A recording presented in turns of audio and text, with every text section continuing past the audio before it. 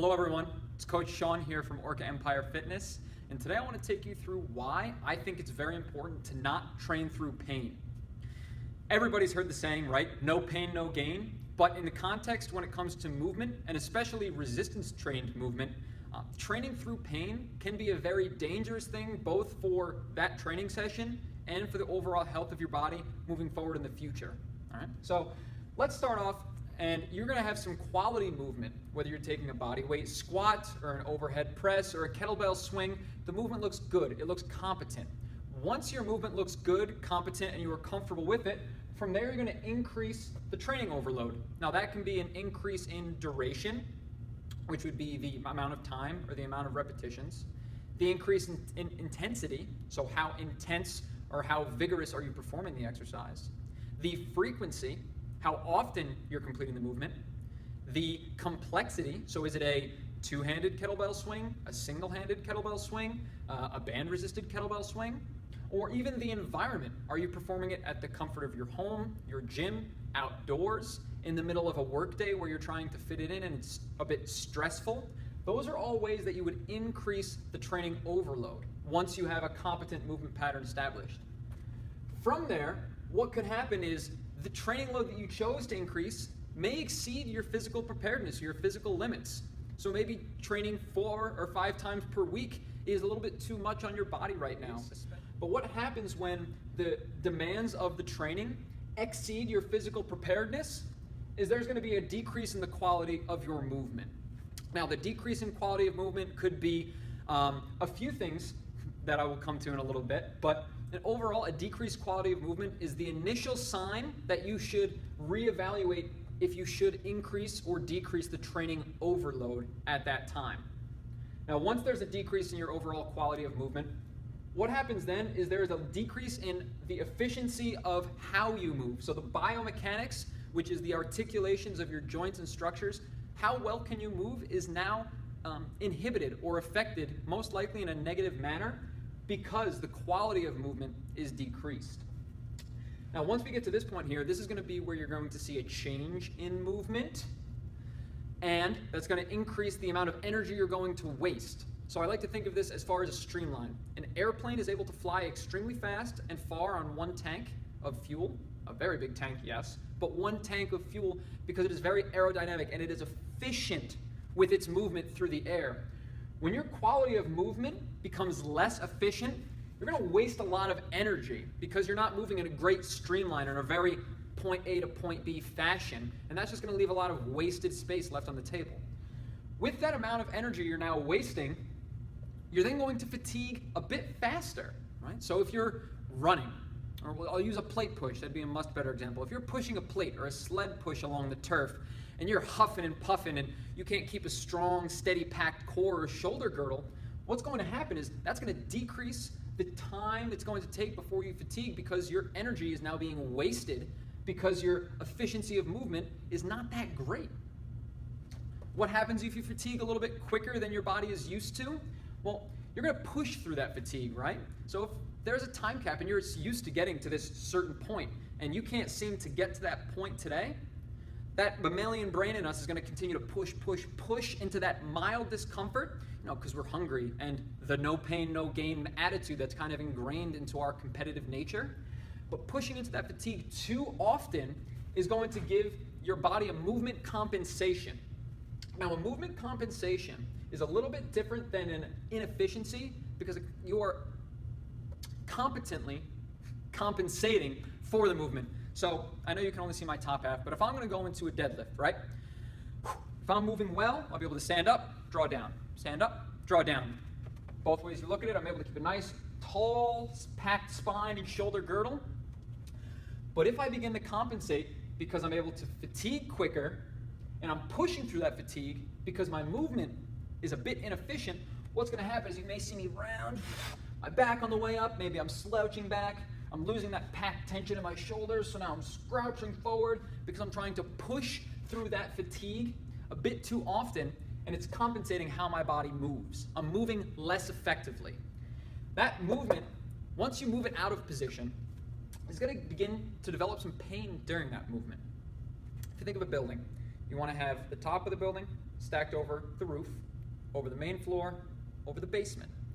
If you begin to have that tower be a little bit off-kiltered, what's going to happen is somewhere in the chain, part of the building is going to take on some stress, a little bit extra stress, and this is how a building could collapse, or you'd have to get a floor redone, etc., etc. So now if you're going to take that same principle of developing pain in a movement pattern, let's apply it back to the deadlift. So I was compensating my body movement during the deadlift by rounding my shoulders, and I'm slouching my back, or I'm leaning back, not getting a good quality of movement. Well, if that's going to start to hurt, what's going to happen is I'm going to change my movement outside of that movement pattern, because everything around it is going to hurt. Anytime I go to pick up my groceries or just tie my shoe, I'm going to begin to experience a similar pain in that movement pattern.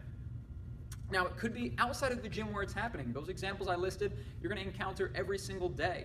But if you're continuing to push through a painful deadlift in the gym, it's only going to begin to affect you outside of that movement, not clear the movement up just by trying to fix it with more work or more stuff to do.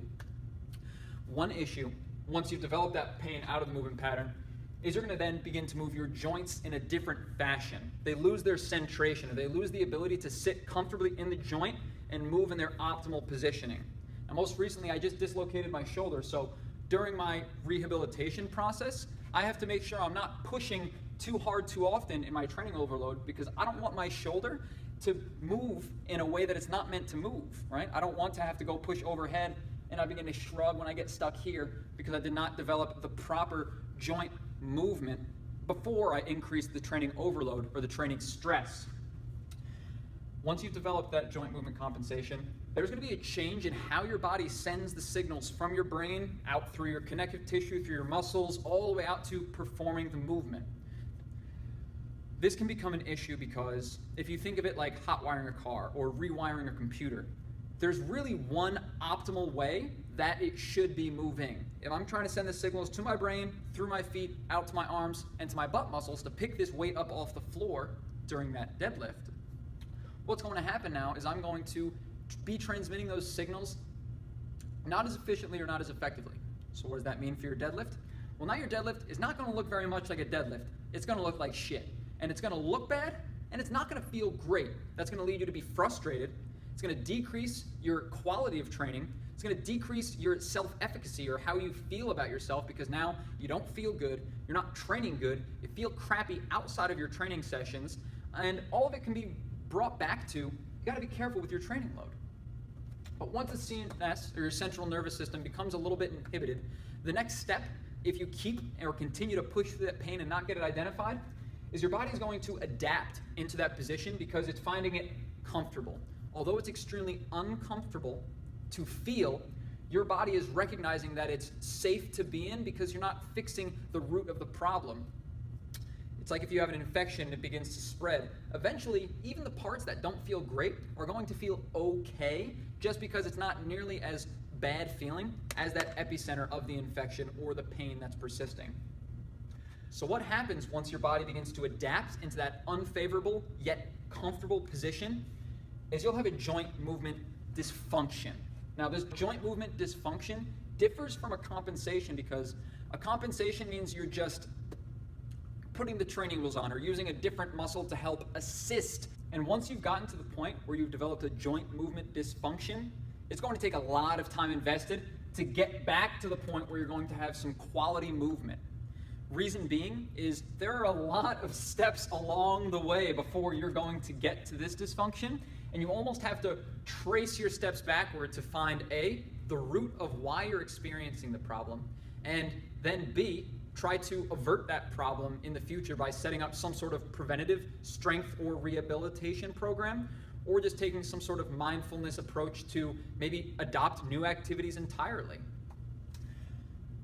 Once you've developed that joint movement dysfunction, and if it persists and without care from either proper strength training, a physiotherapist, massage therapist, or anyone that can decrease the amount of pain you have, you're going to go through this vicious cycle of then decreasing your quality of movement further at the same joint or in a neighboring joint, because now that joint itself can't carry out what it's intended to do, leading again back through this ladder and hopefully catching it soon enough where you can avoid this repetitive and vicious cycle.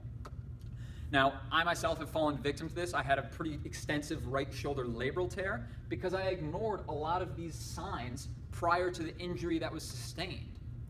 You can avoid them by taking a preventative approach to your health, both with quality strength training, quality resistance training, and also attention to how your body just moves in space, either with connection to the floor, taking quality time with your mobility drills, soft tissue love. Once you begin to connect to your body a bit deeper than just your breathing or the heart beating out of your chest or sweating, and you actually begin to pay attention to how your breath feels, and can you bring your heart rate back down? And when you're doing a side plank, can you feel the muscles through your obliques and your shoulder girdle pressing down into the floor and engaging to pull you away?